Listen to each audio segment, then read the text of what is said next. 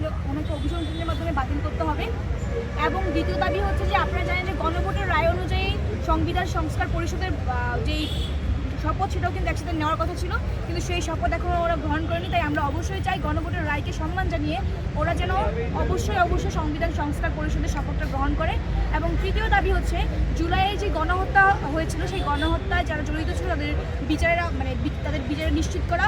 এবং সেখানে অবশ্যই যেহেতু গণহত্যার যিনি হুকুমদাতা ছিলেন তিনি হচ্ছেন আমাদের শেখ হাসিনা, মার্ডারার শেখ হাসিনা, ওনাকে অবশ্যই দেশে ফিরিয়ে এনে সর্বোচ্চ বিচারের আওতায় নিয়ে আসতে হবে, শাস্তি ব্যবস্থা করতে হবে।